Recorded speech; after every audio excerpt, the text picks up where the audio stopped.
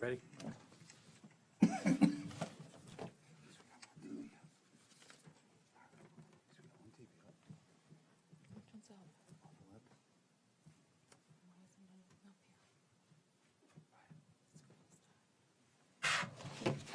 Are we recording?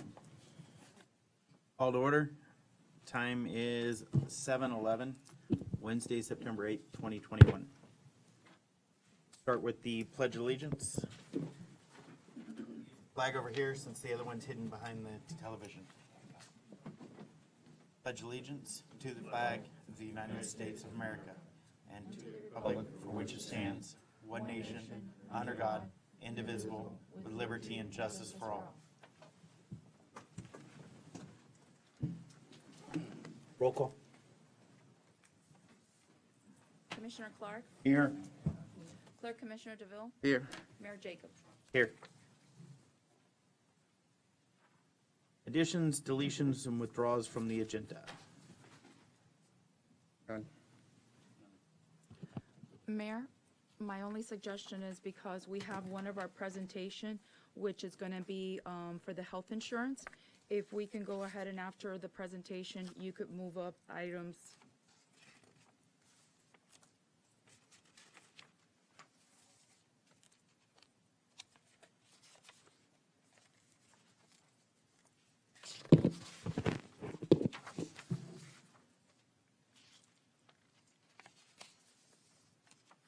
Eleven one and And 11.2. Yes, 11.1 and 11.2. Okay, we'll move those up under, let's make it 5.2A and 5.2B. Okay.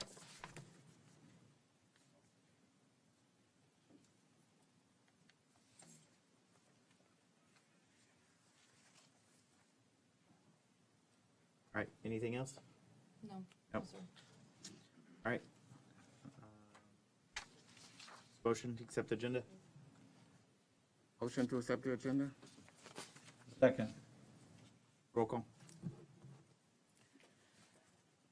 Motion made by Clerk Commissioner DeVille, seconded by Commissioner Clark. Clerk Commissioner DeVille, Yes. Mayor Jacobs, Yes. Commissioner Clark. Yes. Motion passes 3-0. All right, presentations and proclamations. We'll start out with 5.1.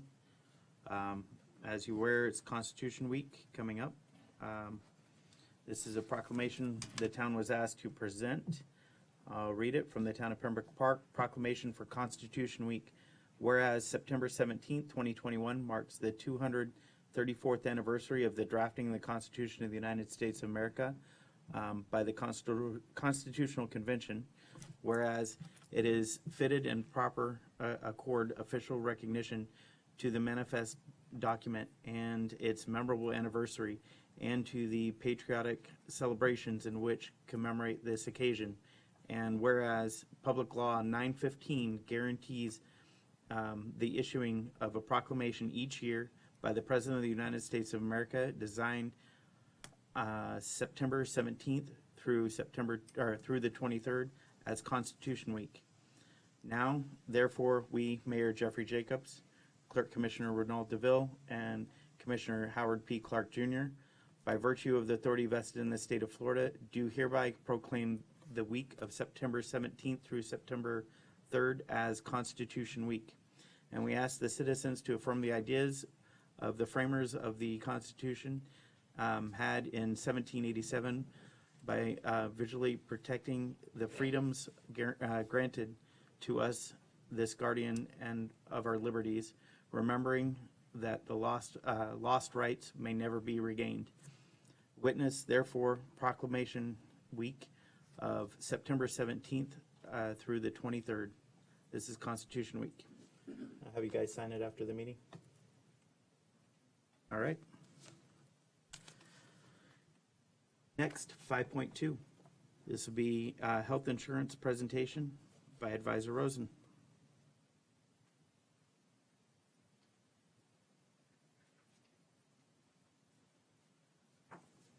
Thank you. Gloria Rosen, benefits provider for the employees of the town of Pembroke Park. Good evening, Mayor and Commissioners.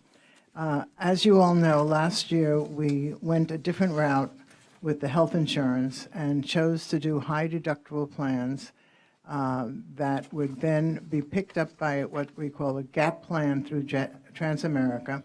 So the deductions or the deductible that each person has to do will be paid by the gap plan. So it's nothing out of their pocket, the employees, but it reduced the premium such a great deal that this year we just had a rate increase of 3.3%, which is outstanding. It's unheard of. So we had a very good year and hopefully carrying it forward. There are a few subtle changes that Blue Cross did do to keep the rate low. And I just handed you all these 2 pages. You have them in front of you? All right. So I just want to point out what they are if you'd like. The first one is we had a $4,000 deductible on the first plan with a $4,000 out of pocket, $1,000 deductible, I'm sorry. And it's gone to the out of pocket to $4,500, which will be picked up by the gap plan, not on the backs of the employees. The other thing that's changed in the green, the family physicians were 25, they're now 20, so they lowered what has to be paid out of pocket. The advanced imaging services done at a physician's office instead of $250 is now $45. And then the virtual visits, if anybody does use it, I'm going to go over that tomorrow with all the employees, how to do it. Were $10, now they're $0. Excuse me. The provider and the hospital services, other than an office, doctors, went from $25 to $20. And then the last is, where it does make a difference, is the $300 a day in a hospital up to $1,500 max is now $400 a day up to $2,000 max. Again, that's picked up by the gap insurance. So that's all part of the monies that are picked up. The other plan, the second plan, the first plan is for single people that are have single coverage. The second plan is for people with dependent coverage that are on the group. And so the first item is the out-of-pocket deductible was $6,000, now it's $7,400.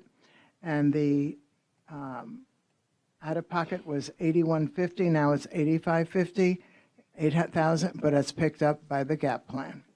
And then we go down to the one thing that has changed is the $50 deductible copayment to family physicians is now $65, and the independent lab work went from $50 to $75, and the provider services at location other than the hospital, other than office, excuse me, is $50, went to $65. Now, as you all know, if you remember, we voted that the town provides $800 a year in a health spending account that goes towards people who will have the money to pay for the doctors that are not picked up by the gap plan. So that offsets the money coming out of their pocket. And the next thing is, while I was doing the entire group looking at other areas that I could possibly save money, I went to Mutual of Omaha and received a phenomenal benefits package from them for the dental, vision, group life, group AD&D, and short and long-term disability, saving the town $13,500 a year. And in addition, the monies has already been put in. Harry had already put the money that we were spending on the current Reliance standard in those areas, and now that'll bring down the costs of everything. Any questions, please? Anyone have any questions? No. That's wonderful, 13,500. Well, it's really 20,000 because of the new police coming in. That's what it'll mean to the town.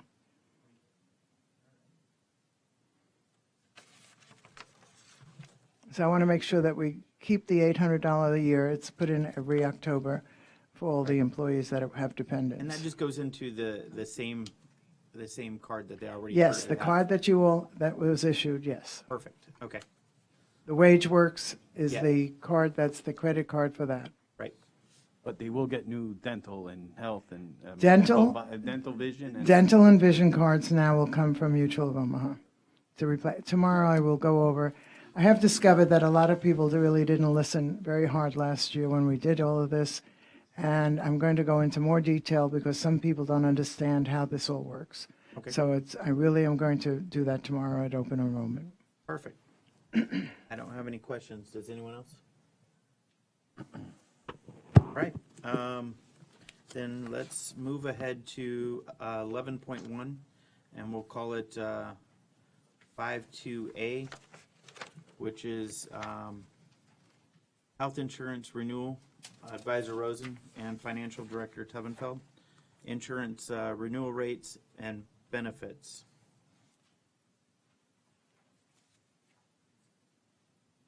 Yep, I'll entertain a motion to approve. I'll make a motion that we approve it. Second.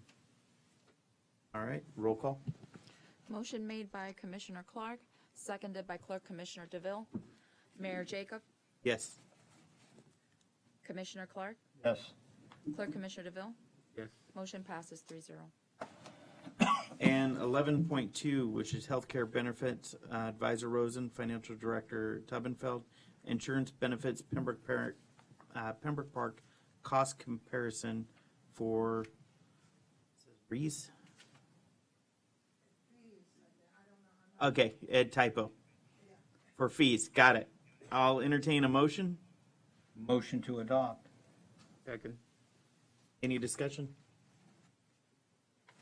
All right, roll call. Motion made by Commissioner Clark, seconded by Clerk Commissioner DeVille. Commissioner Clark, Yes. Clerk Commissioner DeVille, Yes. Mayor Jacobs. Yes. Motion passes 3-0. All right, thank you for your time, I appreciate it. All right, 5.3, set legislative priorities. Lobbyist Sigerson, Town Manager Jimenez. Mayor, as, if I may, as you know, this year's legislative session is just around the corner. I think committee weeks begin later this month. September 20th. And so we needed to get our legislative packet approved.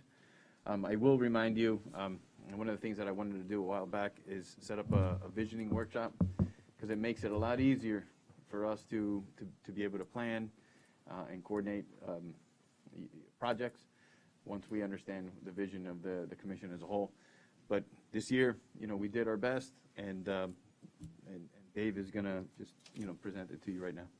Okay, Is this on? Can you hear me? we can hear you. Just barely. Okay. Okay, before you have, in the backup, you have the legislative plan, which is in two parts. Substantive legislation, Part 1. Part 2 is a list of projects that your staff and the three of us, Connie, Dee, and myself, all kind of worked on to work up to present to you for your consideration. I'm going to be brief about the general policy guidelines, but this is basically a roadmap for us to give us some guidelines on, excuse me, what to look for in terms of supporting or opposing substantive legislation. I would like to point out that a lot of that involves protecting revenue sources and trying to find new revenue sources. In other words, protecting existing revenue sources like your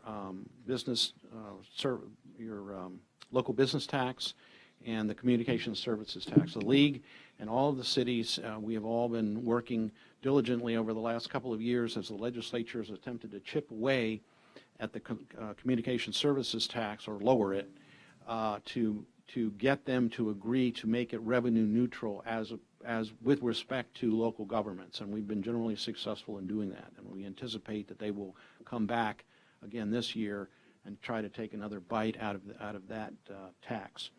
And then there's a list of policy statements that give us a little bit more direction on some specific issues, some that are kind of general to any city, but some that pertain particularly or especially to Pembroke Park, like annexation.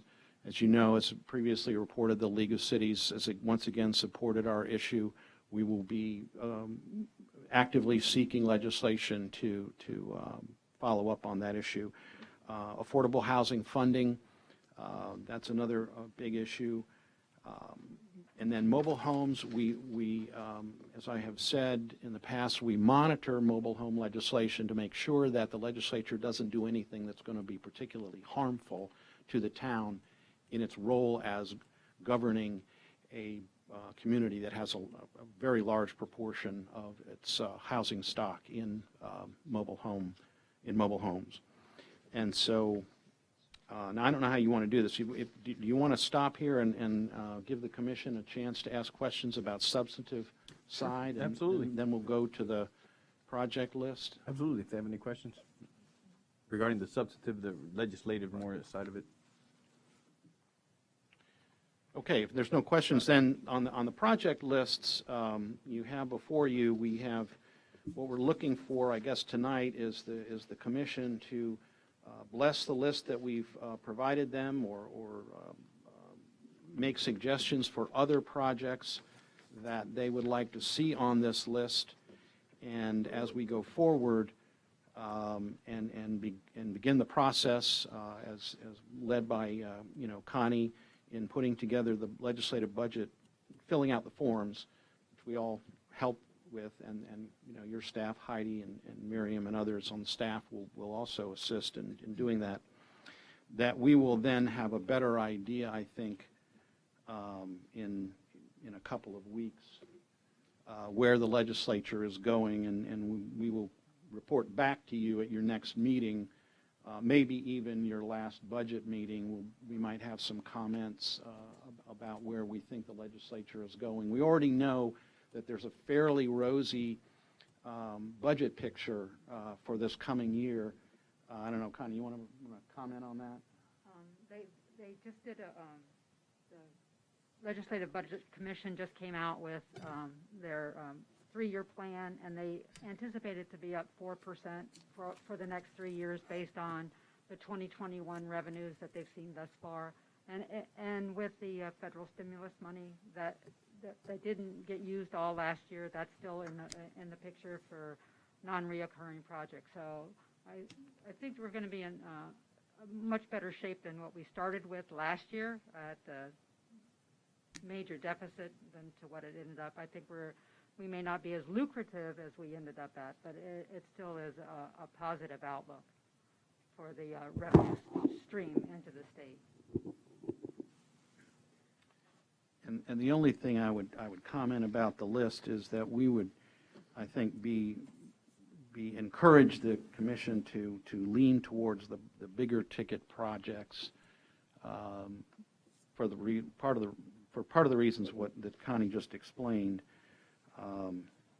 But I guess at this point, we could ask the commission if they have comments on the project list or suggestions for it, or I don't know, maybe you all see something that oh yes, this is our priority, but if not, we can set that priority at a later date. I got a question. I remember one time we saw plans for Park Road, to redo Park Road. Anyone remember seeing that? Sidewalks, drainage. I haven't seen those plans either. I've heard about them, but I haven't seen them. My suspension's going out driving down that road. I drive it a couple times a day. The road is horrible. The asphalt is raveling big Yeah, time. it's horrible. But I know the drainage needs redone on there. There was a plan. I saw it. I believe Todd Larson had it. It redid that whole street with bike lanes, sidewalks, and redid the drainage on it. That's a surtax project. Okay. But that's for Park Road. I think that's on here. It's on your list as number 1, the bike lane sidewalks. It's 3 locations. It includes Park Road, Okay. 48th, and 52nd. Okay. It's like a quiz. 48, 52nd. Yeah, Got it. Yeah, so there's missing links, essentially. So Okay. the goal of the surtax project, of course, is bike lanes and mobility, but in order to do that, we will be looking at fixing. Every other part of it. Yeah. Okay. I just haven't. They came up like 2 years ago. I saw him at one point, but haven't heard anything since, so. And just if I can, because we're talking about it in relation to the surtax projects, Broward County is taking the stance, the oversight board is starting to move towards a use it or lose it mentality, although that's not legislated yet. So I'm working directly with the Broward County staff. They have to approve our RFQs before we go out. So that's on the way to them hopefully next week, and then we can go out to bid for these. And it's just design right now. Okay. And that's what this list does, is supplements the project with more design monies and eventually construction money, because we feel like 2 years ago, it was kind of underestimated for design. We don't have enough for design, so anything we can pick up from the state would be helpful.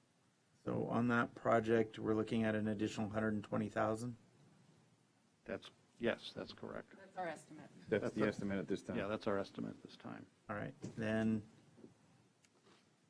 As far as those plans that Todd had, I don't know where those are. I haven't seen them. I saw them at one point.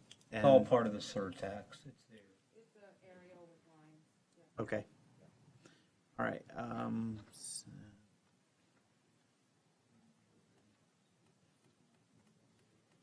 anyone else have anything they want to put in on this? This septic to sewer, that's for design for 30th? You want to comment on that? I think that is a grant that's been applied for, but we don't know whether we. The where we- 2.5 million? Yes. Yes, that was also the legislative budget request last year. We put it through the House and Senate. It didn't get funded, and so we went ahead and put it through the Water Quality Grant Program that ended July 15th. They had over 400 applications into that water program, so DEP's going through them all now and vetting them. They're going through it's a tier vetting process. So I'm hoping by the end of September that they'll have gotten through that and assigned the different project managers. So we'll be up there and be able to meet with them during Okay. the committee week. So just so you know, that it's on the list. It's for you to authorize. In case we don't get the funding, then we can go back to the legislature and. Got it. And keep that moving. Looking at all these, and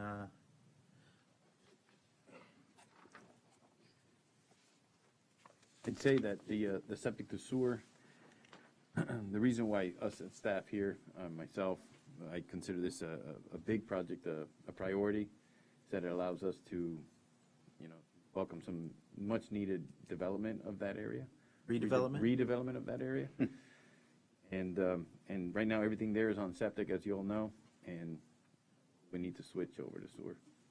Where's this 6-inch force main pipe replacement, number 5? Asbestos? The asbestos pipe, it's townwide. And the project cost is only 209,000? There's certain sections that Okay.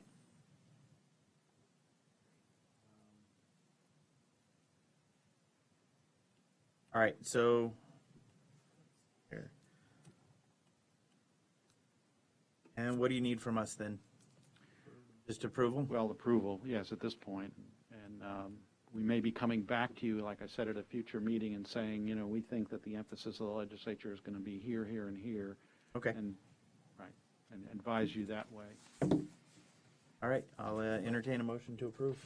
Yeah, okay, I'll make a motion to approve, but what we always do is that we give them the authority that what they just said, if they see it's bottlenecked or in a bind somewhere, one project, if they see a finding and they see something else over here, then they have the authority at least to look at it and bring us back the information. So I guess that's the motion that I would make. So motion to approve everything on the list. However, if you see where something is just going to be dogged out and not happen, then you could take resources, which you do every year, and go look in other corners for money. That sound all right?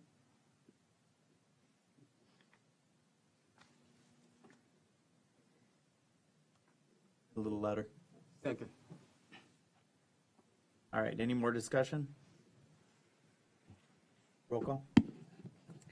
Motion made by Commissioner Clark, seconded by Clerk Commissioner DeVille. Clerk Commissioner DeVille, Yes.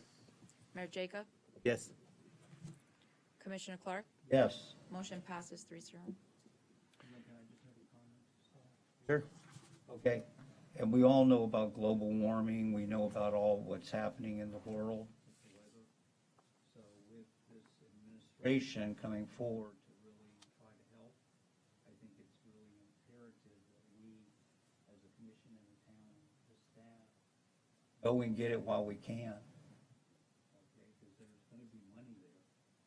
It's just you gotta line it all up, whatever's the best way that you see that you bring back floods. It's important. Yeah.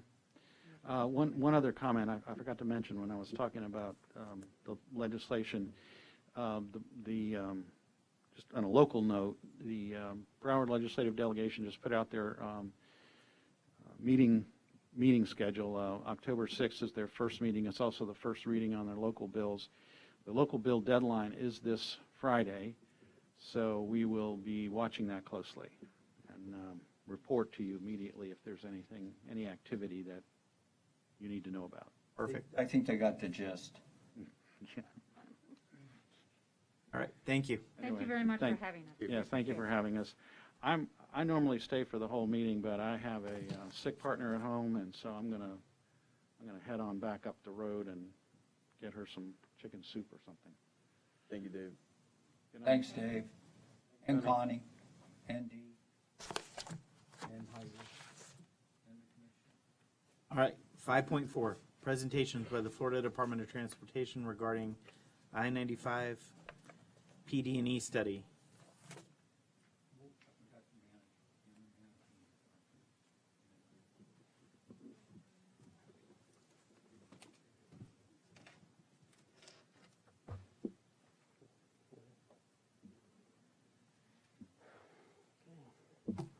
Well, good evening, Mayor and Commissioners. I guess I can leave my mask on. Can you hear me well, right?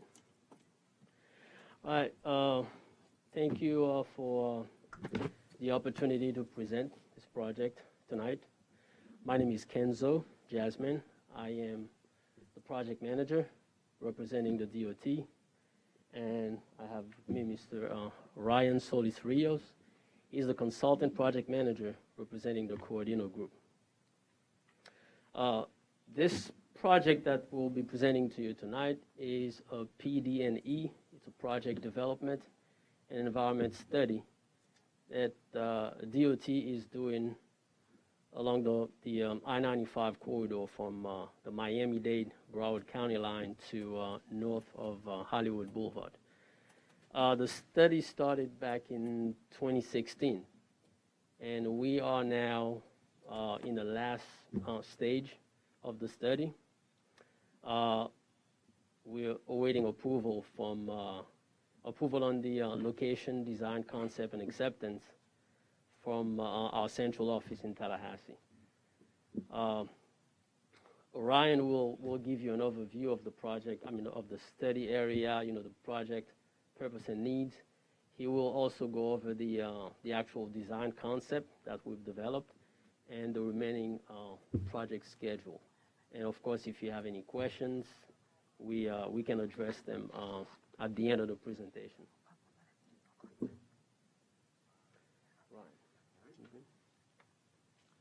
So you'll be advancing the slides from your end? Yes. Okay. You can go to the next one.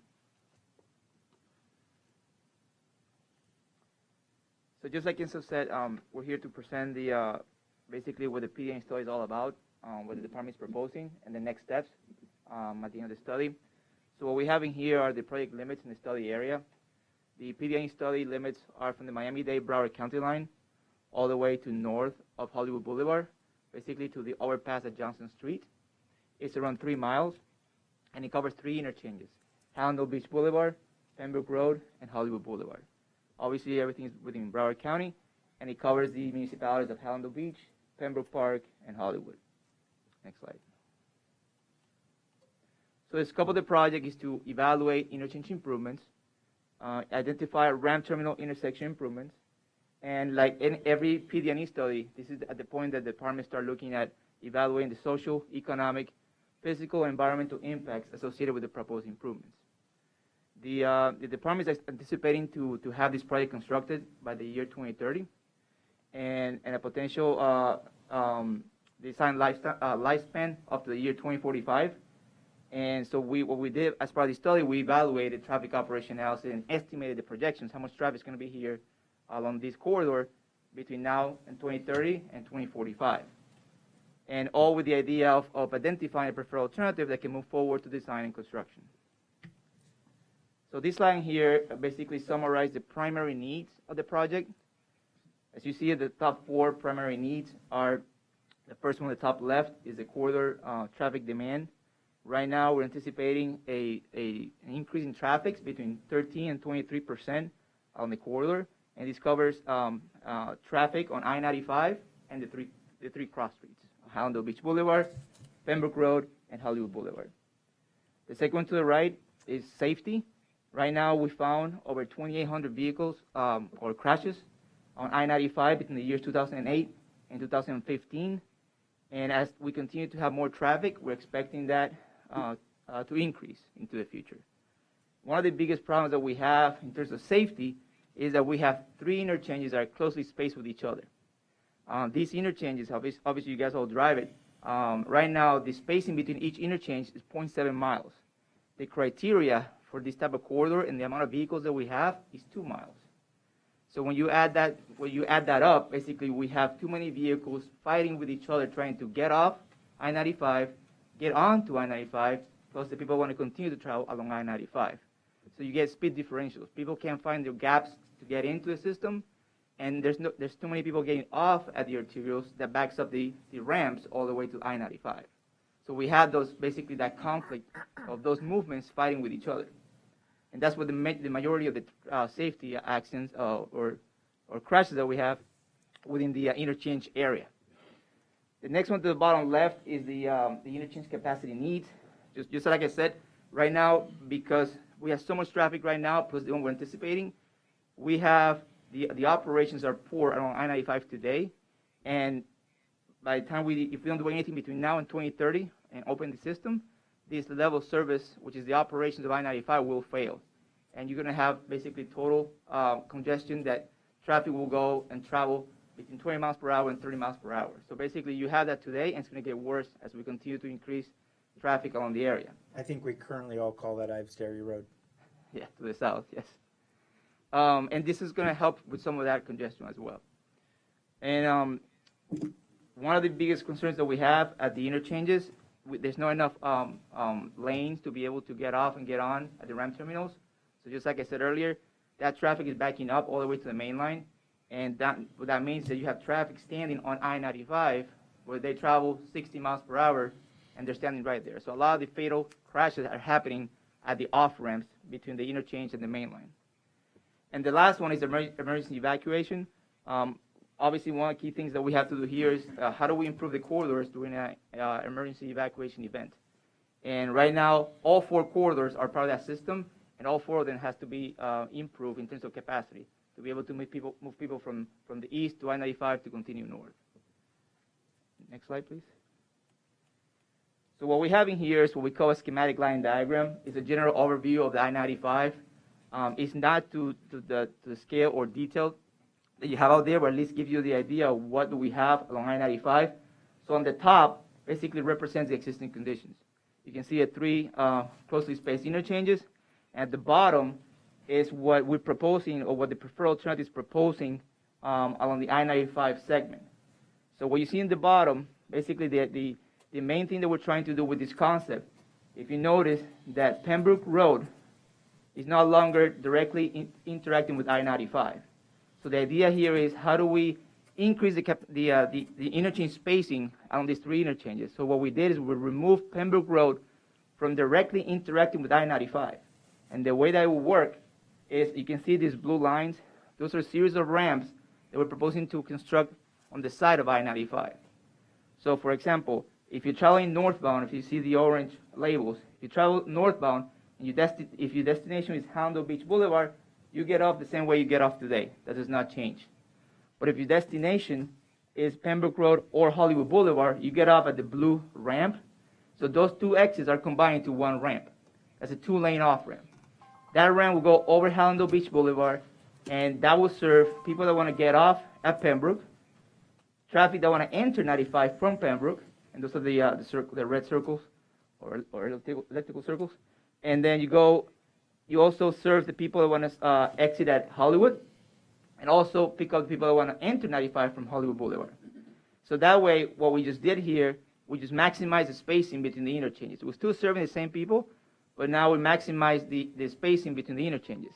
Out of the three interchanges, Hallandale Beach Boulevard is the one that has the most traffic.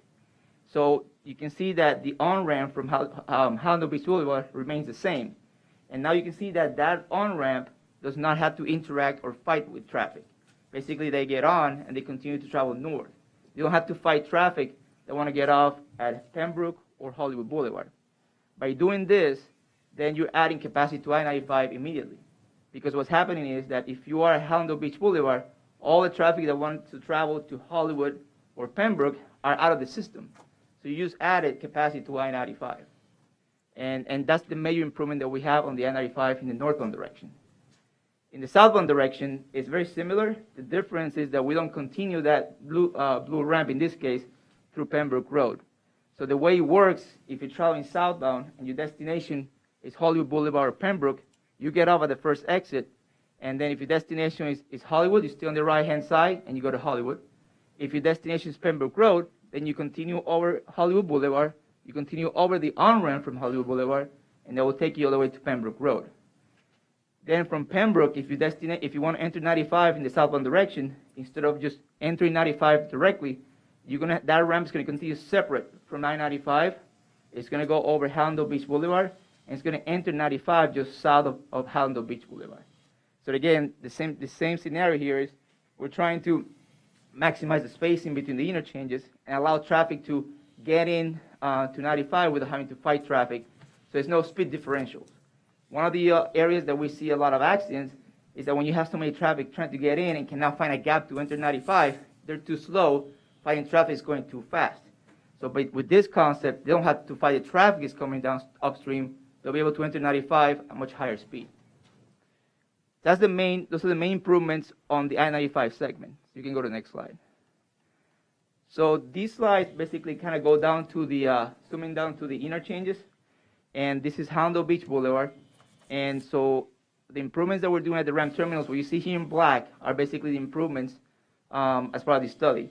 In the northbound direction, what we're trying to do here, we're going to add a third right turn lane for a total of 3 turn lanes at the ramp terminal.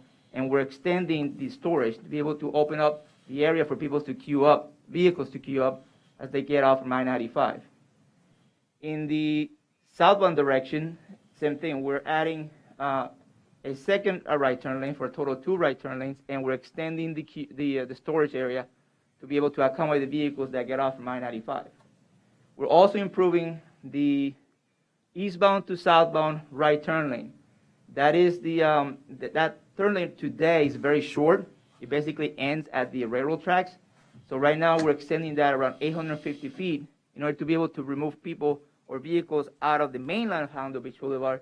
So Hallandale Beach Boulevard in the westbound direction, in the eastbound direction can continue to flow without having to be stopped by people that want to turn right to enter I-95. Go to the next slide.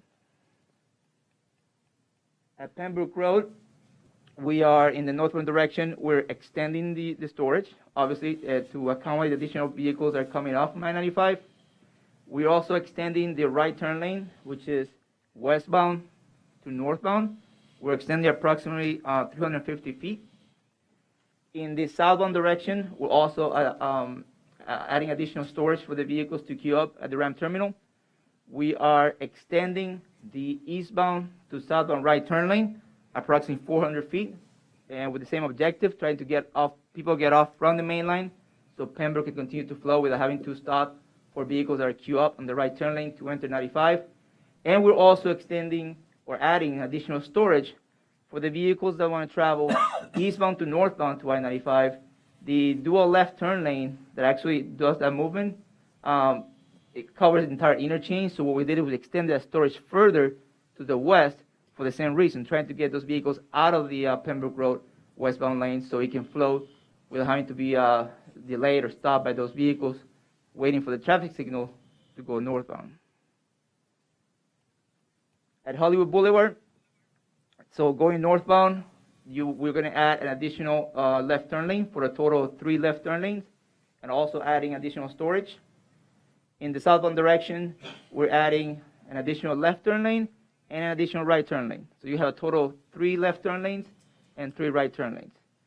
And we're extending extending the storage to be able to accommodate the additional vehicles. What you see here in green, so you can see that the previous slides were black. That's what the PD&E is proposing. The green is the project that's under construction today. That's what they call 95 Express Phase 3C. That's under construction today. They're adding additional access point along I-95. So when we did the study, we took in consideration what will be built in there before this project. This is the schedule of the PD&E study.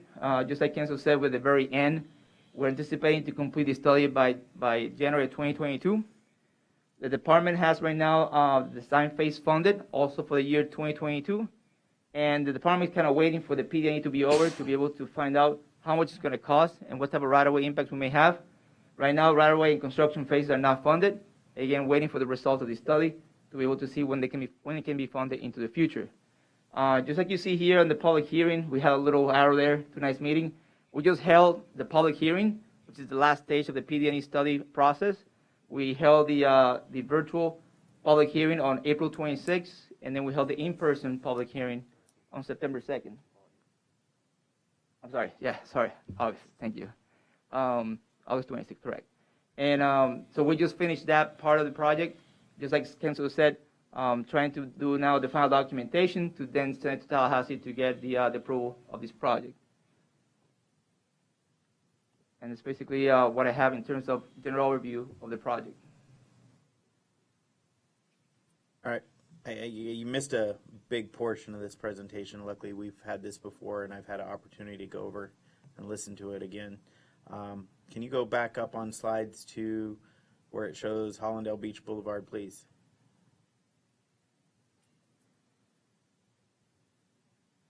That one there. Stop. How many municipalities? We have 3 included: Hollywood, Hallandale, and Pembroke Park. Mm-hmm. How many municipalities have to give up businesses for this to happen? Well, there's impacts in all 3 interchanges. How many municipalities have to give up businesses for this to happen? Well, I think you guys are. Pembroke Park is one of them. We're the only one, Yeah. right? Can you explain to the commission where the businesses are going to be leveled at? So what you see here in the other 3 slides, everything in purple are what we call potential locations for ponds, or to be able to retain and treat the water before it gets discharged to the actual Hollywood Canal. So for this project, 95 right now, there's no enough room to accommodate water, even today's conditions. The project, the way that the project approached the pond siting, or what we call the stormwater systems, is that if we impact the property, then we take advantage of that property to be able to not only impact it because of the transportation element, but also to be able to add a pond to that location. Hallandale Beach Boulevard is one of the interchanges with the most traffic. So right now, in order to be able to minimize right away, because if you notice in the southbound direction, the CD system is on top of your ramp. So typically, those CD systems are outside of the ramps. So one way to minimize impact in the south was to try to put that on top of each other, just like a double deck. Now, with this concept, we do impact the first 4 properties on the northwest quadrant of the interchange, and that's because we're impacting those properties. We're inspecting, the rule of thumb here is when we impact the actual structure, that typically will most likely be a relocation, or we may have to acquire the property. So in order to be able to accommodate the stormwater system, we first try to maximize the use of existing right-of-way, and any right-of-way that we impact, then we'll try to use that property for pond siting. Okay, so let me just put it in plain English for everyone to understand. All these businesses along right here are going to be leveled so they could put in drainage ponds. So it levels 5, JC, is it 5 different businesses there? I think there's 4 businesses, and then there's an empty property. I think it's 5 properties. from Hallandale and 5 properties back gets leveled. So part of our tax revenue for our town is our businesses. So this reduces our tax revenue for our town and also eliminates 4 businesses or 5 businesses, whatever happens to be right there. So here's another question. You guys have been designing this for 5 years. Is this the only concept you've come up with? No, we keep up with several concepts, and this was the preferred. So you're saying this is the best concept you had was for us to level buildings, for you to put in a turn Yeah, lane? there's more right-of-way impacts with the other ones, yes. So FDOT wants to level our buildings and our revenue for our town to put in a turn lane to reduce traffic on the 95. I just want everyone up here to understand what's going on so you can see here. And we're the only municipality out of the 3 that has to give up any businesses for this to happen. It's ridiculous. It is. In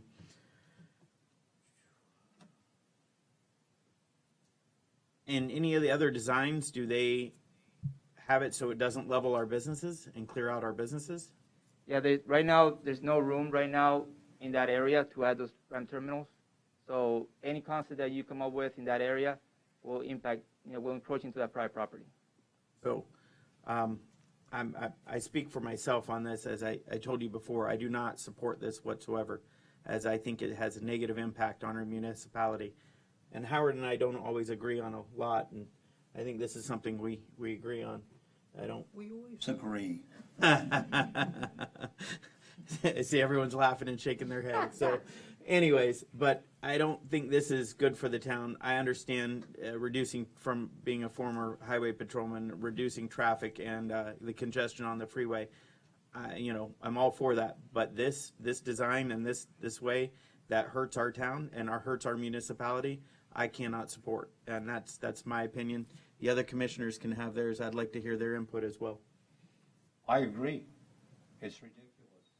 And we're the smallest kid on the block, so it seems like we're always picked on first. You're not taking anything away from Hollywood, Hallandale, as far as income-producing properties. So I say go back to the drawing board. Ray, do you have any? I agree as well. I mean, wish I could see the other designs, but you said we had they're all involved as you guys leveling the businesses. Right. Yeah, that's pretty much, all the other designs are involved. I just have a hard time after 5 years of doing a study and putting this together that this is the best design that's brought forward. I mean, there's so many other opportunities and options that they could do, for this area that just, I cannot support it. But I thank you for your presentation and your time here today. I watched the other virtual and sat on the one with you guys, so, but I've also heard from our business owners as well. They are also not happy about this. So from that, we'll just have to go forward with our town attorney and town planner and manager and figure out what we're gonna have to do. But thank you again for your time. And one other comment, it has been brought to the attention of the FDOT that they could run water to the south and go into the C9 canal instead of trying to put everything through C10, which we already know backs up. Okay, so you got to go back to the drawing board. We're not happy with this. We haven't been happy with this from the first day we saw it, so it's not like this is a surprise. So,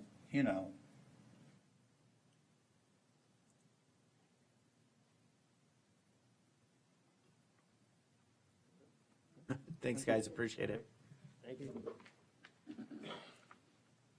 All right, When do we have that resolution that we're going to pass? It's later on in the meeting. all right. Number 6, public comments related to the agenda items, good and welfare. Any public comment today? Yes, we do. We have Mr. Ryan from, the gentleman that just spoke, sorry. David Roach from Dale Village, please. David Roach, Dale Village. I was going over the memorandum that was given out at the last meeting. on the police spending, and I give Harry Tobinville a lot of credit for this. But it's a little bit confusing, and I've done budgets before with my former jobs and stuff. And when I look at it, I kind of wonder, it's going to be kind of difficult for you guys to do budgets and stuff because we've got 3 different pages here. One is the annual police budget, one's annual cost, and one is for the year 2022. And on each one of these pages, the figures for the exact same category are different. And I'm a little perplexed by that because they seem to be all stating exactly the same thing, but all the figures are different. I mean, it goes from annual police budget on the one, which is the first page, $3,229,260. Annual cost, which is the middle page, $2,750,000. And then law enforcement for 2022, it has $3,614,386. So you've got 3 different total figures for exactly the same thing. And it gets better because then we go into total benefits and total payroll. And your annual budget for the first one was $2,469,506. But for the year 2022, it's only $1,849,000. So I guess the police officers are taking a $600,000 cut because you're going from one budget here, and then for 2022, you're losing $600,000 in budget for payroll.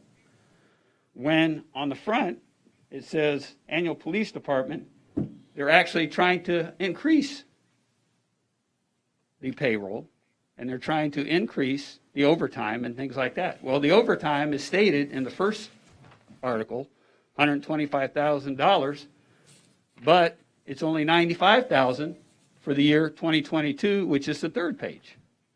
So it's all kind of confusing, and I'm kind of wondering how it's going to turn out because it's all been a kind of a tied up thing.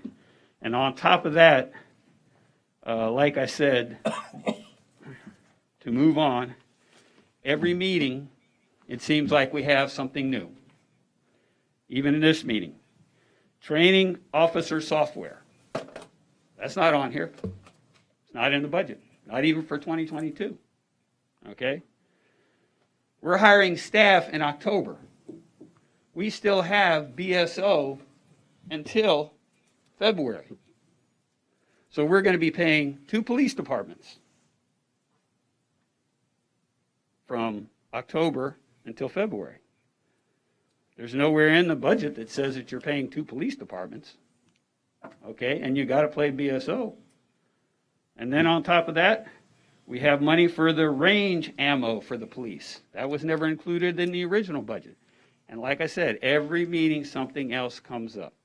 So I don't know how Harry can actually keep up with things. And I give David Howard a lot of credit. It's tough starting up. I give him a lot of credit, and we've talked to him, we've gone over things, and I give him a lot of credit, but it's very difficult when things keep going up and up. And I'm a citizen. And I know if it keeps going up and up, it's to end up going to affect me because I'm going to end up having to pay more taxes because the budgets keep going up, up, up, up. So that's my statement. Thank you very much. For your time, Mr. Roach. The next person is Mr. Robert Janzer. Good evening, Commissioners. Robert Janzer. I just had one comment also about the police department. Anyone that's been following the 5 o'clock news for any time on TV, seems like all too often we have reports of the violence and the shootings in West Park. Whether it's the strip club shootings or the subject shooting back at the police officers, which is very concerning given our proximity to West Park. Now, West Park has contract with BSO. And if you also follow the news reports, it shows that the BSO offers extra services with their contract, which are essentials.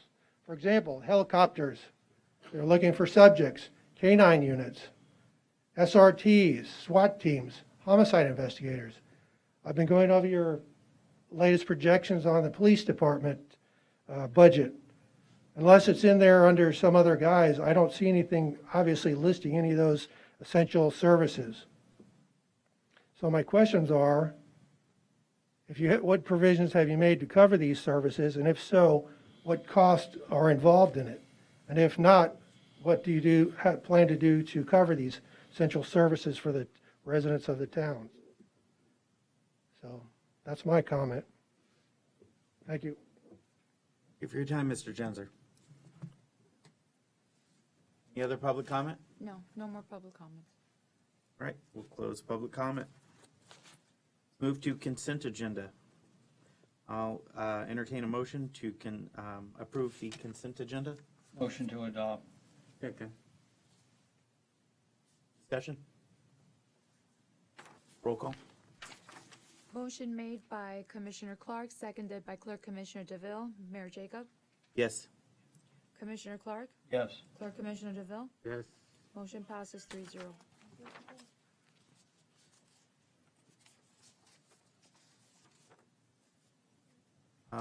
Does that resolution have to be reread again? 7-11? 7-11? Melissa?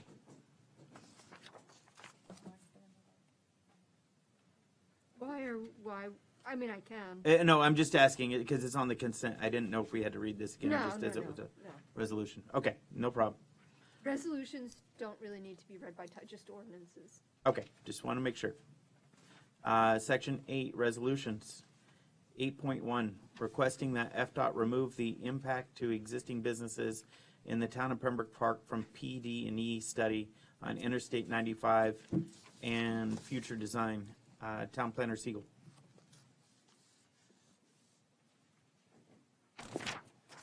Can I make a comment or no? Not yet.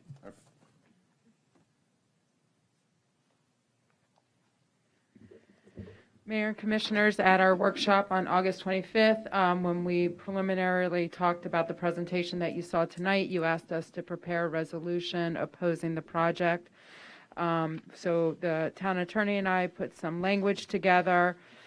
Most importantly, as you read in the title, we are requesting that FDOT remove the impacts to the existing businesses and to consider improvements to I-95 in the town that do not include impacts to properties in the town.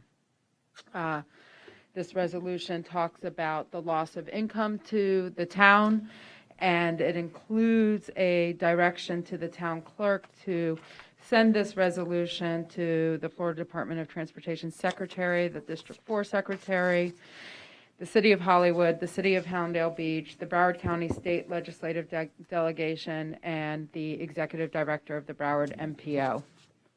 If you have any language or tweaks to it, we're happy to make it, as long as it doesn't affect the title. And Sure, and I'm going to go ahead and read this title. Right. Perfect. All right, resolution number 21, sorry, putting my glasses on would help.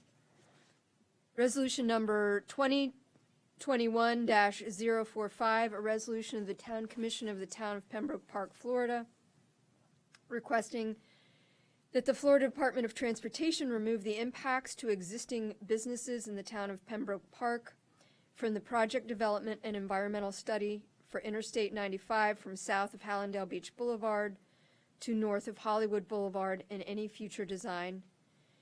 Requesting the Florida Department of Transportation to consider improvements to Interstate 95 in the town of Pembroke Park that do not include impacts to properties in the town, and instructing the town clerk to transmit a copy of the resolution to certain entities and people, providing for severability, superseding conflicting resolutions, and providing an effective date. Motion to adopt. Second. Discussion? None? Roll call. Motion made by Commissioner Clark, seconded by Clerk Commissioner DeVille. Commissioner Clark? Yes. Clerk Commissioner DeVille? Yes. Mayor Jacobs? Yes. Motion passes 3-0.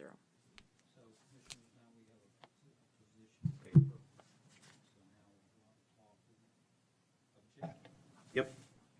All right, 8.2, appointment of Robert Clark, HR consultant at Gazu.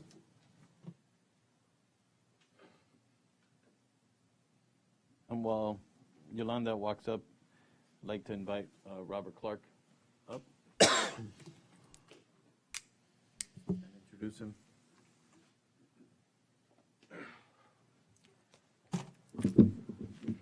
Hello, everyone. May I take my mask off? How are you doing? Good. Thank you very much for the opportunity, Mr. Mayor, Commissioner Clark, and Commissioner DeVille. Thank you very much. I don't have a whole lot to say, but I really do appreciate the opportunity to work for the town. Believe it or not, this is my dream job.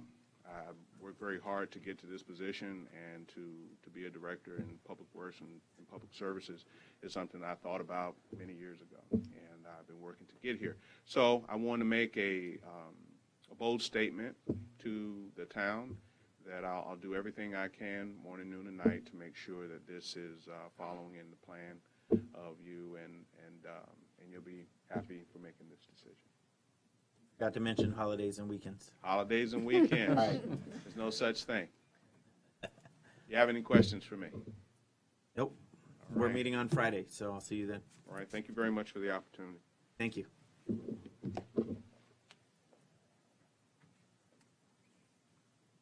Resolution? Yolanda? It was just to say that this is the same resolution that was passed in the previous special commission meeting, and it just has, as Marlene mentioned to me, the name and the annual salary information. Okay. Resolution number 2021-041, a resolution of the Town Commission of the Town of Pembroke Park, Florida, appointing Robert Clark as Public Services Director, providing for Public Services Director's compensation, superseding conflicting resolutions, and providing an effective date. Congratulations. Thank you very much. All right. Entertain a motion to Into approve. adopt? Yeah, motion to adopt.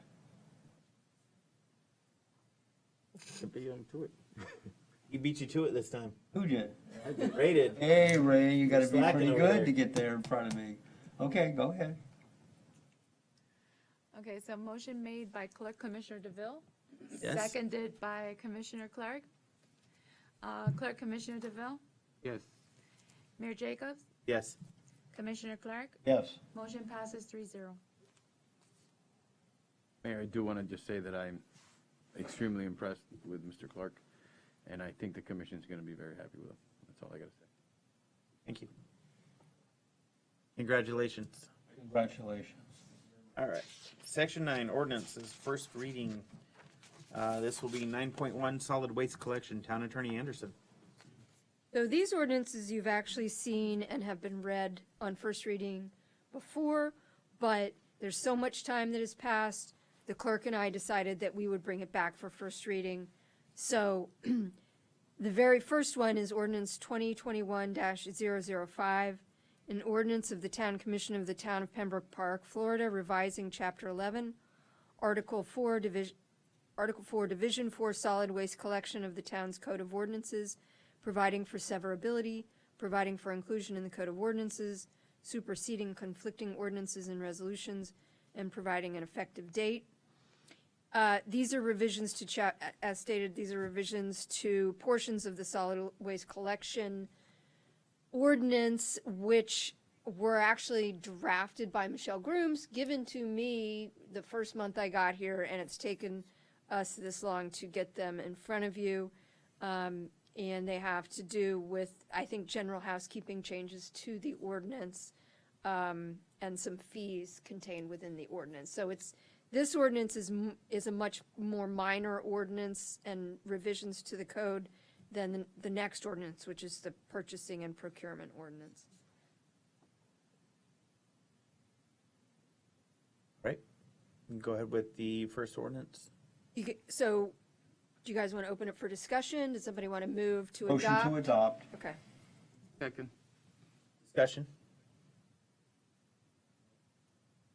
No discussion? We'll go ahead and read the title. Well, okay. Do you want me to read it again? Oh, no. I didn't know you got it all in. Okay. Any discussion? More discussion? He did, he just opened it for comment. Roll call. You opened it for public comment and you're Oh, closing it for. no, I did not open it for I'm public sorry, comment. apologize. Thank I you, thought he- that's what I needed. It's not on here.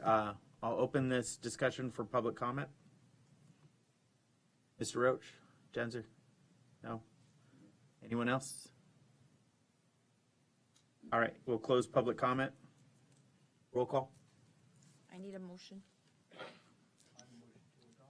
Okay, Second. okay. Motion made by Commissioner Clark, seconded by Clerk Commissioner DeVille. Mayor Jacobs? Yes. Commissioner Clark? Yes. Clerk Commissioner DeVille? Yes. Motion passes 3-0. All right, 9.2, procurement code ordinance, Town Attorney Anderson. So this ordinance is a wholesale rewrite of the town's procurement code to make it flow better, to make sure that all the necessary provisions were included. We also wanted to change some of the threshold amounts, which I think is the item that the commission has been most concerned with. So the way that this ordinance is being enacted is we're going to delete the procurement code in its entirety and adopt a new procurement code, which is why you have a brand-new ordinance attached with no strike-through and underline. I'm going to read the title, and then I'll tell you a little bit about the threshold, monetary threshold research that I did. You didn't want to read the whole 15 pages for us? No, I don't, but I will if you want me to. I don't need a bedtime story right now. Okay, right. It would definitely put us all to sleep.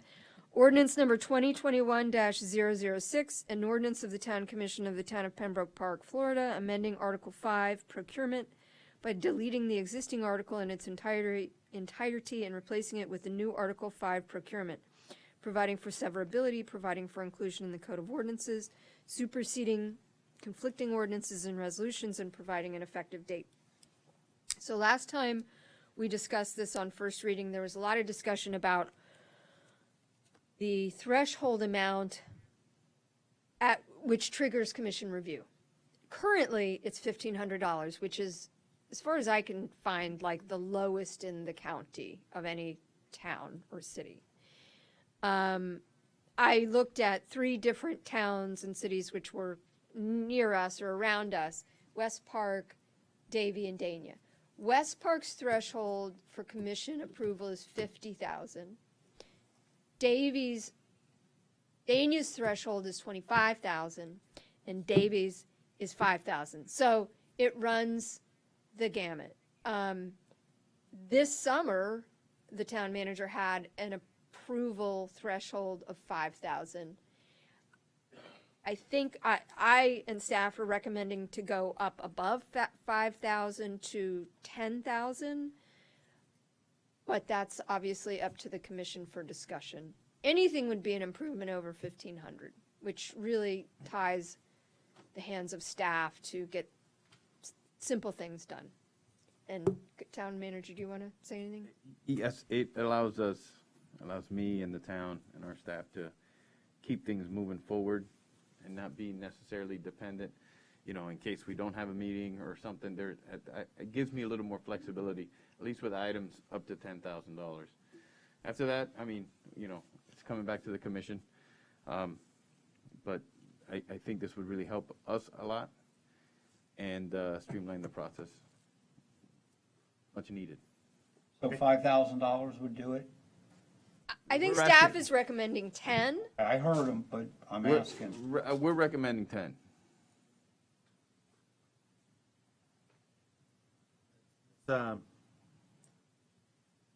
Entertain a motion for discussion. Well, I make a motion for discussion. Second. I should note that the way it's currently written, it is 5, but it's going to come back for a second reading, so depending on what the discussion is, it'll either stay the same or change. Okay. Roll call? We're going to open it for discussion. comment Sorry, first. discussion. Comment. Start with public comment. We'll open it for public comment. No? Sir? No? No public comment. We'll close that. And commission discussion. I see it. It was $1,500, right? That's correct. It up to 5,000 during the During the hiatus? summer, you guys, the commission allowed me 5,000. During which- our hiatus, we moved it up to During the 5,000. hiatus. During that time, I didn't even, there was, I don't recall, maybe it was one or There were a one- few things, but not a couple lot. of things, but nothing major. But $10,000 would help us out a lot, actually. And Things I mo- think moving- my moving question is, smoothly. were you able to get by pretty smoothly with 5,000, or do you feel you Actually, definitely need we the were able to get, 10,000? we were able to get done what we could with 5,000. With 10,000, it would have allowed us to get more accomplished, honestly. Not that we're not gonna get prices or anything like that. It's just what requires commission approval. And then with what's, we've been having a little, some troubles having meetings. It's been, when you guys go on hiatus, it becomes, quite difficult. And this just gives us more flexibility to just get things done. The things on that I would purchase would be budgeted items. And I would also, prepare a report to you and let you know whatever it is that we do purchase. I have an opinion on it. I think we should go to the 10,000. It keeps the town flowing when we're not here, and it doesn't always have to come back to the commission. Marlon, how many meetings? We had 56 meetings in 1 year, right? That was the previous year. 56 meetings with all the specials and all the extras versus having 12 workshops and 12 meetings, or 10 and 10, whatever. So we had 56 just because our threshold was so low, things had to be approved. I think we've had new staff come in. They've taken the time, proven themselves accordingly. I think moving it up to 10,000, gives them an opportunity to further prove to the commission and the community that they're trustworthy in the process. They have to follow all the checks and balances for everything. It's not like anything can be done without that, so. This is after already our new financial software has been in place. So it has to go through numerous layers of approvals before it even gets to the check and before you guys decide. With other municipalities being, higher than this, I think 10,000's a great place to move it to moving forward. Commissioner Clark, do you have any input? Yeah, still, I would like to see us, I have mixed emotions about it, to tell you the truth. I like it that you have the availability, and that way staff can just move something. But then I also come from the old school here, where it was really low, it was 500. And there's a reason for that, because they never let anybody get out of control. It was always back to the commission. But I have mixed emotions. If there's a lot of safeguards, if you just can't have everything that you want that you would be able to do, spend money on, is that correct, or just certain items? No, this would allow us to get, anything under 10,000 to keep the town moving forward. Any items under $10,000. Obviously, each department's going to have to justify to me and to finance why they need certain things. But most of the items would be budgeted anyway, anticipated cost. I'm not the type of person that likes to approve anything out of left field that hasn't been discussed, hasn't been planned before. It would also allow us to take care of a lot of emergency situations that come up. For example, just recently when we had the air conditioner on the third floor, had the coils repaired, that was greater than $1,500. Had to do that. And it just doesn't handcuff us that much. Well, I'm agreeing that you have Davy, what was that, 5,000? Davy is 5, Five. Dania's 25, yeah. I mean, No, we- increments is what I'm thinking. Yes, I'd and- like to hear Ray. I'm not saying that I'd ever be opposed to it. they still have to go out to get quotes. It's not like they don't have to get quotes. So all of that is still in place. It would just be the approval portion of it. And if the commission so chooses, what I can do is any item that falls into this category, that's greater than 1,500, under 10,000, that I make an approval. I'll provide a report to the commission. I'll let you guys know so you can see what I'm dealing with, and at some point maybe you will become more comfortable with that. You can always come back later and then change the ordinance again, and reduce it if it becomes too uncomfortable. But I can assure you, you're not going to really be that uncomfortable with it. I'd like to hear what Ray's has. Absolutely. I thought about it. I mean, it's not set in stone. We could always change it back if we have an issue. Absolutely. Did you say somebody was at 50,000? West Park is 50,000, which Yeah. I was surprised about. I'm a little uncomfortable with that, But most of the smaller cities are like 25, 10, Five. that's- Opposed to buying it I guess we could try, I would try 10. 10? Ray? But you gotta have to make reports. Yeah, absolutely. What I'll do on my weekly report, I will add, purchases that fall under this category, and I'll let you guys, you'll see it, and I'll have finance work on that. Commissioner Clark, would you like to make the motion then? Yeah, Or I'll entertain a motion. What are you looking for, Melissa? We just need a motion to approve it, and this will come back for second reading to you. Okay, motion to approve $10,000, that's the limit. Well, motion to approve the ordinance, just motion to approve the ordinance. No, but with 10,000, because it was written. With 10,000. I'd get that up front now while I'm feeling Gotcha. good. Okay, so you got the 10,000, okay? Second. Or leave that one hanging out there. That's right. Okay, so you got the 10,000. Seconded if you didn't hear. Okay. Roll call. Motion made by Commissioner Clark, seconded by Clerk Commissioner DeVille. Commissioner Clark? Yes. Clerk Commissioner DeVille? Yes. Mayor Jacobs? Yes. Motion passes 3-0. All right, old business. 10.1, CBG 45th year ADA restrooms, interim public services director job. ACT services, change order number 4. Basically, we're asking for approval for an extra work that was done for the ADA bathroom. Since we moved the location, and it was further west, and that's mean that the crane had to drive over into the park, and there was an issue for the weight of the crane, all those heavy truck having to drive from the gate to the ADA restrooms, and they have to basically build a wood path to get from the gate to the restrooms. It was something that was not included because we changed the location.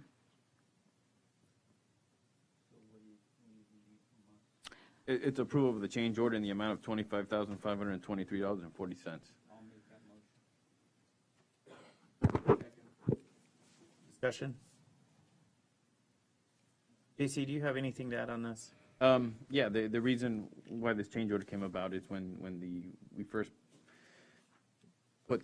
planned the location of the restroom. It was in the setback against our town code. We had to move it. We moved it. We found the location closer to one of the pavilions that are currently out there, which actually kind of worked out because it kind of connects via walkway, the pavilions to the restroom. But in doing so, the crane that had to come in had to go over the grass instead of using the school parking lot to come in. They were going to swing it over the fence. In doing so, they had to build the temporary road over it and then restore the sod after they were done. All right, any more discussion?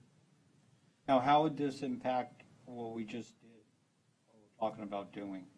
Actually, it wouldn't, because it would come back to you anyway.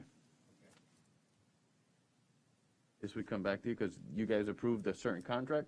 This was above and beyond that, and it would come back to you. Any more discussion? Roll call. Motion made by Commissioner Clark, seconded by Clerk Commissioner DeVille. Clerk Commissioner DeVille? Yes. Mayor Jacobs? Yes. Commissioner Clark? Yes. Motion passes 3-0. All right, 11, new business. 11.3, appointment of planning zoning board members, Town Planner Siegel.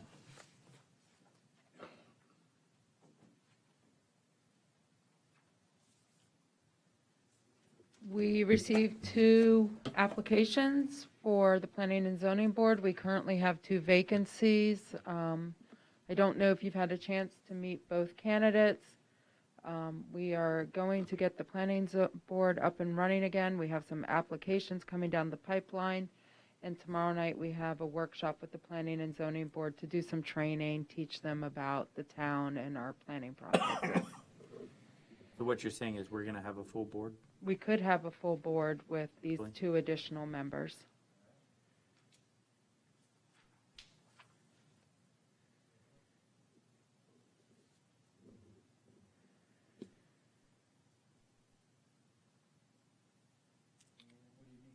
What are you asking for?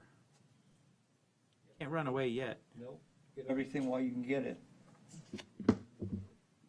I am asking for a motion to approve the members. I make a motion to approve the members. What are the members' names? Charisse Colon and Eric Morissette. Motion made. Second. Discussion? No discussion, roll call. Great, thank you.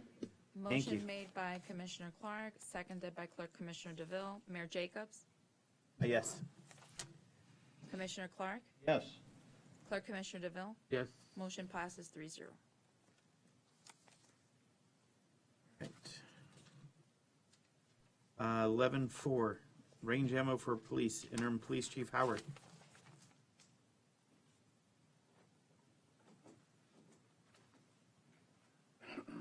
Good evening, Mayor, Commissioners. The, yeah, we knew about range ammo, and we're gonna have to purchase range ammo every year, every other year. But we knew about this a year ago, and it was built into the budget as a, you know, not range ammo, for the simple reason, because the price I would've got a year ago wouldn't be anything near what I have to pay today, because there's a worldwide shortage of range ammo. And, you know, it is what it is. Which also goes to Mr. Roach's concern about paying the sheriff's office and the police department at the same time. My goal is to minimize that. However, you know, I would be irresponsible if I hired somebody and put them on the road and hope for the best, okay? I have 150 policies and procedures that we have to train in. I have to make sure they can shoot a gun, make sure they can write a police report. I have uniforms to get. I have all these things that I have to do before I can put these people out on the street. So yeah, you're gonna have to pay the sheriff's office while I do that. And when we're ready to go, then we don't have to pay the sheriff's office anymore. What are we doing right now? What motion do you need? We're talking about range ammo. Yeah, approval of the range ammo. I couldn't order it a year ago. Entertain a motion. So, I make a motion that we approve your range ammo in the amount not to exceed. whatever they price it, was under $5,000. $5,000. $49.91. Okay. $5,000. $5,000. There you go. Second. Discussion? What's a range ammo? It's just regular ammo? Practice. No, when we bought the guns, we ordered the service ammo. It's a different type of ammo. You can't use range ammo on the street. So. All right, call the question. Roll call. Motion made by Commissioner Clark, seconded by Clerk Commissioner DeVille. Commissioner Clark? Yes. Clerk Commissioner DeVille? Yes. Mayor Jacobs? Yes. Motion passes 3-0.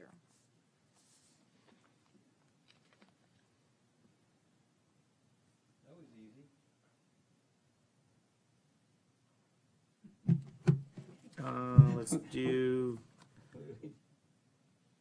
11.5, Memorandum of Understanding, Interim Police Chief Howard regarding the Broward County Juvenile Civil Citation Program. It's a program developed by the state attorney. It's only one of many, many, many MOUs that I'll be bringing forward in the next few weeks, months, whatever.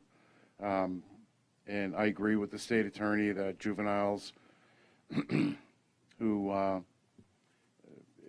commit a crime or an incident of a certain statute, that they do not get ruined for the rest of their life with a conviction of a criminal conviction. This offers, back in the old days we called it discretion, but unfortunately everything's documented now with computers and everything, so the state attorney has requested that we participate and offer a civil citation in lieu of an arrest for juveniles. All right, I'll entertain a motion to approve. I'll make a motion to approve. Second. Discussion? I read over it. I think this is a great program. Very good. Roll call. Motion made by Commissioner Clark, seconded by Clerk Commissioner DeVille. Clerk Commissioner DeVille? Yes. Mayor Jacobs? Yes. Commissioner Clark? Yes. Motion passes 3-0. All right, 11.6, Special Election District 1, Commissioner Clark.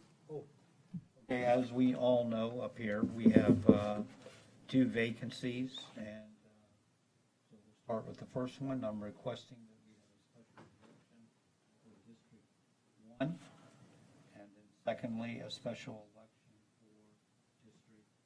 for District, is that 5, Molly? Yes, sir. 5. All right, so I'm going to have quick with the attorney here. I believe you brought up a special election for District 5 previously. Yeah. It was, we didn't proceed with that. Can you bring that up for a second time? And you can ask about it. Trying. Well, I think it was, since it was at the workshop, it wasn't a voting meeting. No, he's No, we talking voted. about That was a year voted. ago. Oh, the year He's talking about ago. a long time ago. That was I was thinking voted. last month. So. Yes, he can, Get up again. he can just ask to again. refresh it. I don't think there's any rules on that, on bringing an item up again. Okay, I did, for some reason, I believe in couldn't bring something up if you had brought it up and it was denied, someone else would have to bring that item up. Are you talking about Robert's rules? Yeah, Oh, gosh. I would have to go back and review the record. okay, on- it's fine. Because one election's one election, We need it's, to have an election for 2 districts. We So. need to get 2 more commissioners up here. That's what I'm requesting. okay.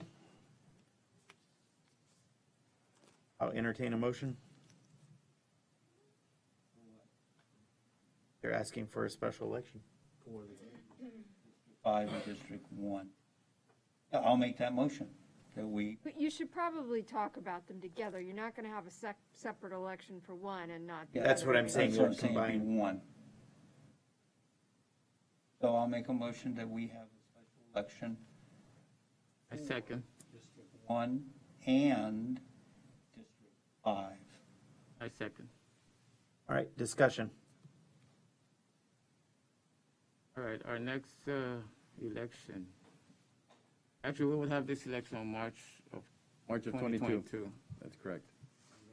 Following year, we would have another election Yeah, and you'd have the other election. for everybody. Because this would only be to fill the remaining. Right, that's my point exactly. Right, So- unless the charter changed in the interim and you had some, and it changed to provide staggered elections, you would then have your general election and everybody would be voted, and all the seats would be voted on at that time, regardless of whether you had a special election the year before. Just feel we should just wait till 2023. It's only 1 year from March of 2022, my opinion. And my thoughts are the same thing. The charter might possibly be changing. We're in the process of the charter review. They had their first meeting. Congratulations. I reviewed it online and watched the whole meeting, but I can barely hear you guys talking. Oh, really? You guys got to talk like louder or something, because We're gonna have to do something with the. yeah, I had to put in noise canceling headphones, go into the dark room and close my eyes and just try to listen Well, to that's what's good going to on, because know. it's so That's quiet. good to know. So- Sometimes when I'm completely different, but sometimes when I'm listening to the code meetings upstairs, it's the same thing. You can't really hear very well. Well, I'm not wearing my mask now, so everybody can Yeah. hear me. It's really hard, yeah, and it was very, very hard to hear that meeting. I was gonna say Okay. something later about it, but just for future on that. Thank you for letting But us know.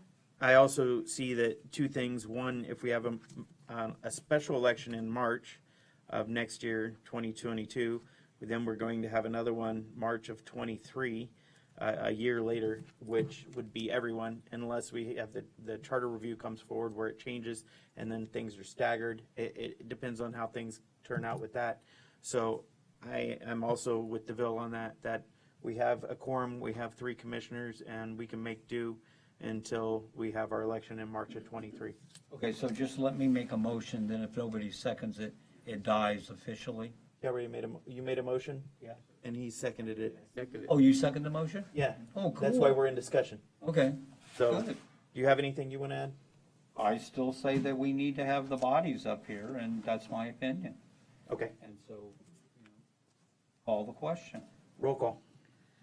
Motion made by Commissioner Clark, I want to make seconded. it clear, this is on 11.6 and 11.7.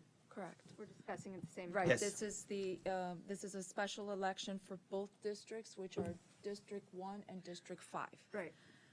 Motion made by Commissioner Clark, seconded by Clerk Commissioner DeVille. Mayor Jacobs? No. Commissioner Clark? Yes. Clerk Commissioner DeVille? No. Motion dies 2-1. All right. 11.8 CDC requirements. COVID-19. Commissioner Clark. JC knows that, and I know one of the staff wrote a nice letter talking about this. We really need to make sure that we are practicing to the best of our ability guidelines so that nobody catches COVID. Do the best we can. That's what I'm asking for. And I might as well put it right on the record. And then JC, you could comment about that. I know I've seen the letter. I agree with that 100%. So it's a dangerous disease. And that's all I'll say. Well, thank you for bringing this up. This is obviously something that, it's funny because when COVID first came out, for some reason I was concerned. I was really extremely worried about it. But then when this variant has come out, it's just made me even more concerned, because you start seeing even younger people getting affected, and it's not the original COVID that we saw not even a year ago. So I've reinstituted our mask policy here in Town Hall. Staff has been complying with the mask policy. And fortunately, we are pretty spread out in this building. We're not just on top of each other, 3 crammed into an office. No, we've kind of spread out. So luckily, we have the space to do that. And we do have the mask policy in place. Now, Yolanda and I have come up or are working on a COVID, another policy that may be presented to you in the near future. But it's one of those that could be controversial, has to do with the vaccine. So we're kind of ironing out through all the logistics right now. I just wanted to mention one thing, that when it comes to CDC guidelines, we are exceeding all of the requirements as per CDC. And one of the biggest things on there is that if there's, it says, this is like word for word from CDC, it says that if there's a sick person or someone who tested positive for COVID-19 in your facility within the last 24 hours, you should clean and disinfect the spaces they occupied. We not only disinfect the area that they occupied, we also do an entire disinfecting of town hall or any facility that they were working in. So we're definitely doing our best to exceed the expectations and the guidelines brought forth by CDC. And then in addition to that, we're trying to be proactive when it comes to COVID. So for the next workshop, we'll be presenting you with a new policy. Thank you. Okay.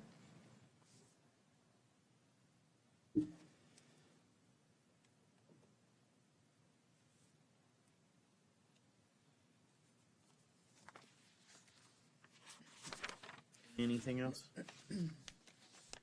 All right. 11.9, Police Department, cost and expensive, Commissioner Clark. Okay, as everybody knows, I've been meeting with the chief and the manager and Harry and either Roche or Janzer. And I think what alls they're doing is that they're just making sure that you keep it in line with what's going to be the cost. And I don't think they're picking on anyone in particular. So I don't think we have to be defensive because when they're talking about it, they're talking right at me also. So I think it's better that we confront any controversy. So we make sure that we're putting out there to the public what they'll find, the final what they'll see, and that'll be accurate. So we don't have to go back and start explaining. So I just wanted to comment about that. Continue, questioning.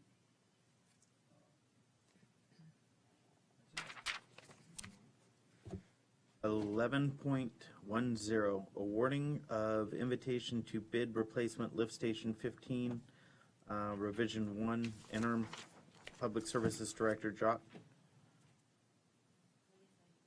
Yeah, so I'm going to read the resolution. Resolution number 2021-046, a resolution of the Town Commission of the Town of Pembroke Park, Florida, awarding the contract for ITB 21-03 for replacement of lift station number 15 to C&I Construction and Design, Inc. after competitive selection process, superseding conflicting resolutions and providing an effective date. Motion to adopt. Second. Discussion? Okay, I got a question on this one. So this is part of a building construction that it's not sufficient enough for the property? That is correct. And Miriam, you can jump in. The lift station that's there, lift station 15, was in horrible repair Yes. for a while. But when this property, they started developing this property, it's when it came to our attention. And we realized we needed to do something. This is not a privately owned lift station. This is a town-owned lift station, as a few properties connect to it, don't they? Yeah. There was occupied building, so it didn't have too much flow, and that's how come it operated so many years without any attention. But anyway, when it came into service, it was discovered it was going to be under capacity, and it had to be upgraded and bring up to code. And it didn't have a pump, it didn't have a control panel, it was totally manually operated. So what other action do you need? You just want to make a comment? Just approval. No, we're just in discussion at the moment. So I got a question. The bids on this range from 173,000 to over $500,000. Yes. Why are the bids so drastically different? Because I'm looking at one for 508,000, 240,000 roughly, and 195,000 and 173. Why? What's the difference between these bids? Why so drastic? Well, the highest bid there, you can see that they're kind of like an extreme. The three other bids, 173, 195, and 240, kind of within the region. 240 is kind of stretching it a little bit, but that 508 does throw everything off. Yeah, because it's an outliner. What were they doing? I don't know. I just Are maybe those just gold submitting line a bid. pipes? Sorry? Those gold line pipes? Perhaps. But Nothing but the best. So I'm looking at the differences in the lift station equipment and labor, 1 year warranty. For this one that you're recommending of 173,000, they're charging 35,000 on that. The lowest on that is 630,000. They want 200. I'm just looking at all the difference in the even the pricing for everything seems no consistency. It's really tough to do a line by line, because you don't know where a company may put in a little overhead and profit, where they may do that. So those could be a little different. I've in my 20 plus years, every time you look at a line by line comparison, you're like, where are they going with this? But our town engineer has vetted these bids and has made the recommendation. Hey, it's just my concern that there's going to be change order. And Not really, because originally that same company had a quote for 88,000, and going back and reviewing the job, and it went up to 173. So it's already been there. okay. And is this? This isn't an emergency repair. This is. It's not an emergency per se. I will say though that it will become, because they're almost done with that building, and they're going to need somewhere for their sewage to go. Okay, and where's the funding on this one? Out of the sanitary sewer reserves. And we have the funding in there available? Money's in Yes. there. Okay, anyone else have any questions? Entertain a motion? I'll make a motion that we approve this and approve it to, somebody give me the numbers and the names. The resolution E&I 2021 construction and design. Oh, so I just make a motion to adopt. Correct. Right, and to negotiate the contract, which will come back. To adopt and to negotiate the contract. Second. Roll call. Motion made by Commissioner Clark, seconded by Clerk Commissioner DeVille. Commissioner Clark, Yes. Clerk Commissioner DeVille, Yes. Mayor Jacobs. Yes. Motion passes 3-0. All right, number 12, discussion. I have discussion for the workshop visioning with Heidi. Can we try to organize another one, put it as a workshop, so just in case a commissioner can't make it, we can continue forward? And if one commissioner can't make it, and you maybe sit with that commissioner and try to put this together so we can all be on the same page for the town? What did we say?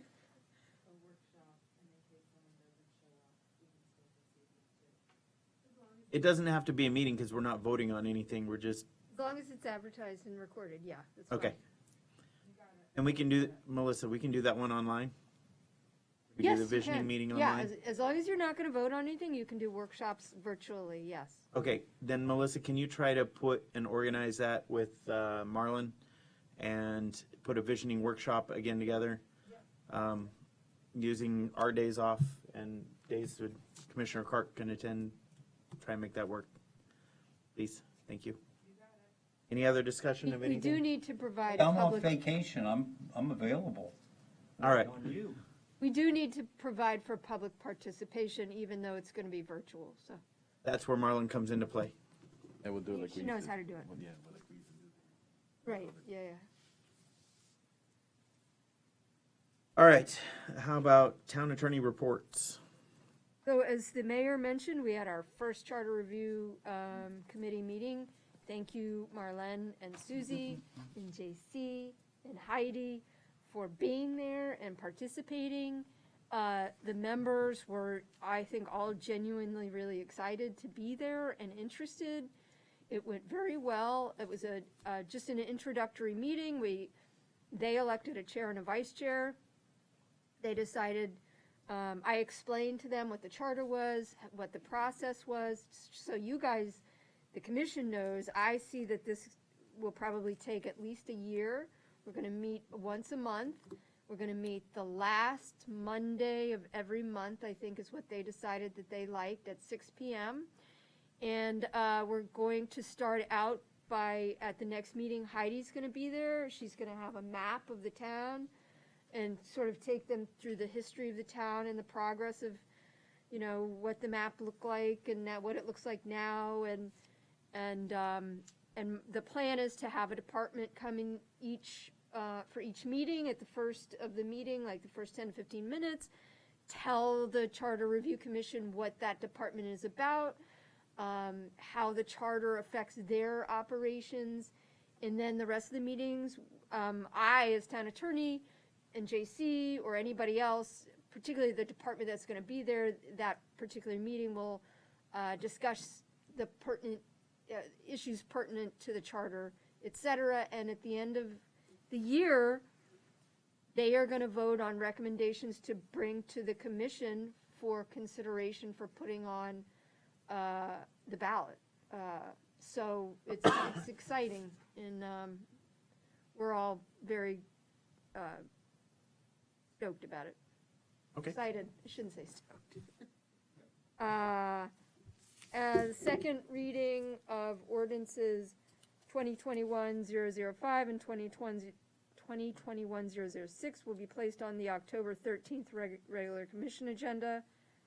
Those are the ordinances just read by first reading. Anything else? Okay, that's it. All right, town manager report.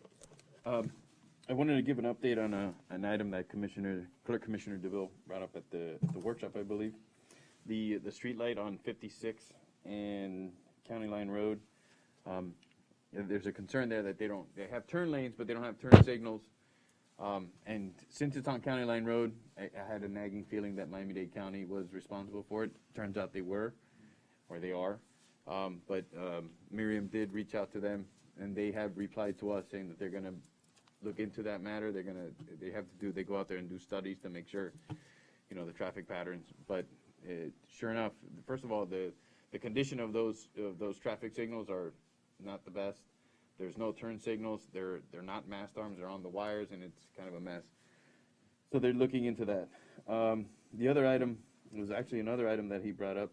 Remember that big white donation box that you saw in the code presentation? Well, code removed it. Not code. The Public Works removed it last week, and today a brand new, fresh red one was put in place. So we don't know how it happened or who it belongs to, but we're working on it. Right, and that's all I have, sir. They need a permit to put that out there? They would need a permit because they're putting it on our right of way on the sidewalk, and it's not something that you want to allow. I mean, they may be perfectly allowed, but they have to come and ask for permission. And that's it. That's it. All right, commissioner reports. Commissioner Clark. I just want to state that as we've seen with the weather, I mean, global warming is real, and I think we need to take the opportunity to anything we can get to improve our infrastructure needs to be done, and we need to keep at it until we get septic to sewer and all the other things we're doing. One of these times it's going to be us.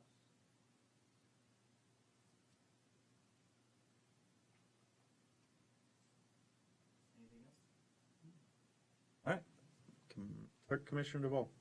Going off of what Mr. Clark said, Commissioner Clark, JC, with the project funding wish list, yes, sir. Is it possible to add the recreation building that needs work? Absolutely, and actually there are grant programs that we might be able to utilize to get that building repaired. But I can add that in there, absolutely. All right, thanks. All right, I guess it's my turn. You guys ready for all this? Thursday or Friday, we got an invite to Gulfstream, where I got an invite to present the winning trophy for the Pembroke Park Stakes down at Gulfstream. So I presented the winning trophy to the winning jockey and horse down there. They're going to send us pictures of it, and that was pretty neat to actually be able to represent our town outside of our town and be invited to something of such like that. Also, they have great hand sanitizer stations that are, JC, I'm going to send you a picture of it to look into for the town. They're just a gallon with a stainless steel little pump with a foot pedal on the bottom. I think they would be perfect for outside the doors for coming in to help with sanitizing versus our little plastic bottles everywhere. Besides that, everything else I think is going pretty well. New Public Works Director, he's got a huge challenge ahead. So I'm very happy he's here. Police Department's going. IT, well, he's back healthy. So he's got a task at hand, getting the internet going. So I think we're doing great. So we'll move on to 16th announcements. We got the Planning and Zoning meeting Thursday, September 9th at 6 p.m. We got the first budget hearing meeting Monday, September 13th at 6 p.m. We have the special magistrate hearing Wednesday, September 15th, 2021 at 9 a.m. We have the workshop commission meeting Wednesday, September 22nd, 2021 at 6 p.m. We have the second budget hearing meeting Thursday, September 23rd at 6 p.m. And everyone's favorite part, adjournment. Motion to adjourn? Second. All right, adjournment. Time is 9:02 p.m. That was a quick meeting. It was 2 hours. You need a lift? Yeah. Heading